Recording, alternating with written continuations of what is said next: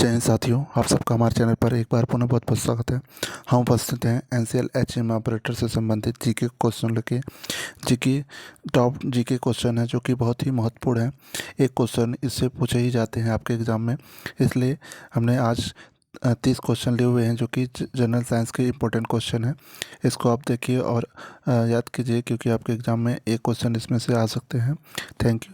हम चलिए स्टार्ट करते हैं आज के क्वेश्चन को।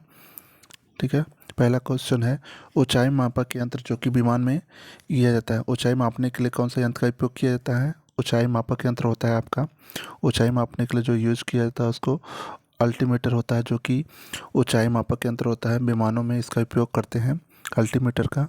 उसके बाद है ध्वनि तीव्रता मापने की यंत्र क्या होती है? ध्वनि में तीव्रता मापने के लिए हम ध्वनि की तीव्रता मापक यंत्र जो होती है ऑडियोमीटर होती है। कौन सी होती है? ध्वनि तीव्रता जो मापी जाती है आपकी ऑडियोमीटर से नापी जाती है। ध्वनि तीव्रता मापक यंत्र ऑडियोमीटर। क्वेश्चन नंबर तीसरा है, ऊष्मा की मात्रा ज्ञात करने के लिए हम कौन सा यंत्र यूज़ करते हैं? ऊष्मा की जो मात्रा ज्ञात करने के लिए हम कैलोरीमीटर यूज़ करते हैं। ठीक है, ऊष्मा की मात्रा ज्ञात करने के लिए हम किस यंत्र का करते हैं? कैलोरीमीटर कहता है।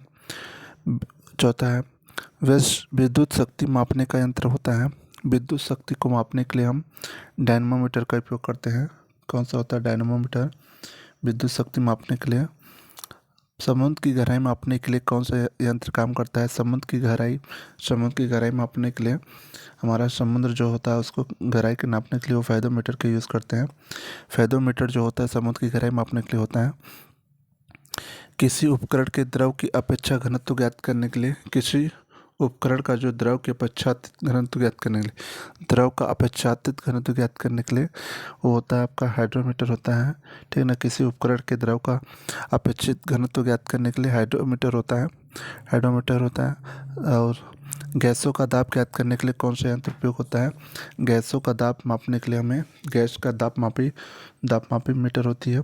गैसों का दाब मापने के लिए दाब मापी मीटर होती है, जो कि मैनोमीटर भी कहते हैं इसको मैनोमीटर भी कहा जाता है। क्या कहते हैं?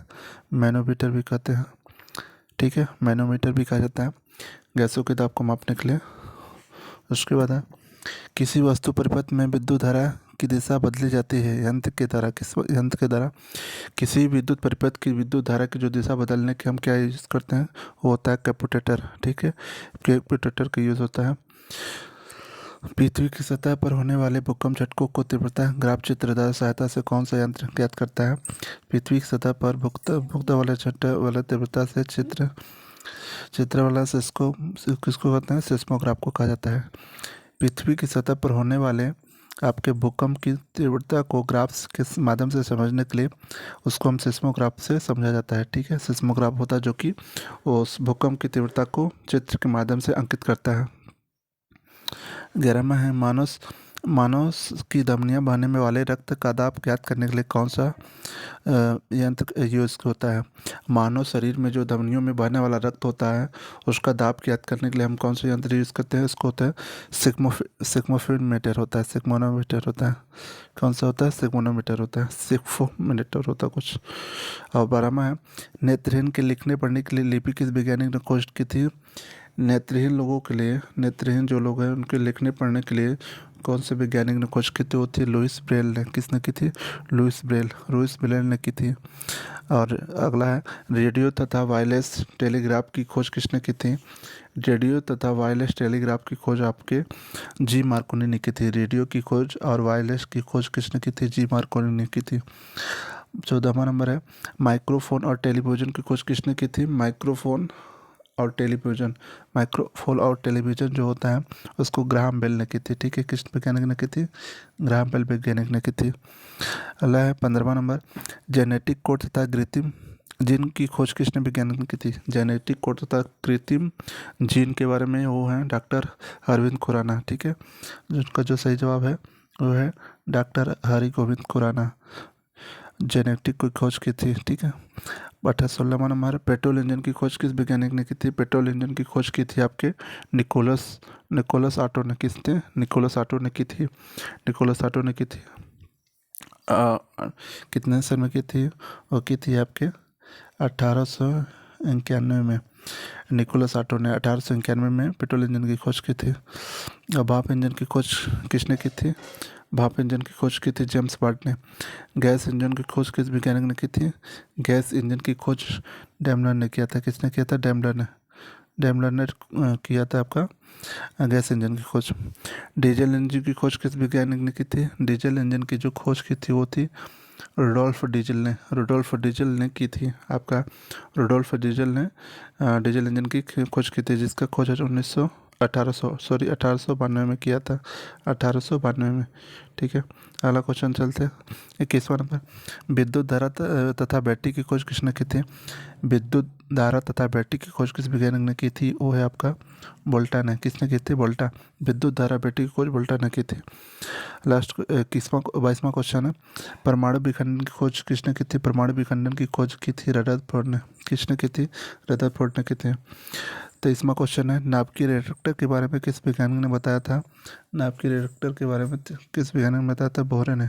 किसने? बोहरे ने बताया था। नाभिकीय गलत हो गया। नाभिकीय रिएक्टर के बारे में किसने बताया था? आपका वो बताया था ए फर्मी ने। नाभिकीय रिएक्टर के बारे में आपको बताया गया था, ए फर्मी वैज्ञानिक ने बताया था। अगला क्वेश्चन नंबर 24 नंबर का, परमाणु संरचना के बारे में किसने बताया था? परमाणु संरचना के बारे में आपके बोहरे ने बताया था। परमाणु संरचना की जो कि एन कक्षा के कक्षा कितने कितने होती हैं उसके बारे में बताया है। उसके बाद इलेक्ट्रॉन की खोज किसने की? इलेक्ट्रॉन की खोज की है जे थॉमसन ने। और न्यूट्रॉन की खोज की है चैडविक ने। और प्रोटॉन की खोज की है गोल्डस्टीन ने। ठीक है, इसको याद रखिएगा। इलेक्ट्रॉन की खोज जे थॉमसन ने। प्रोटॉन की खोज की है आपके चैडविक ने और गोल्डस्टीन ने। प्रोटॉन की खोज गोल्डस्टीन ने।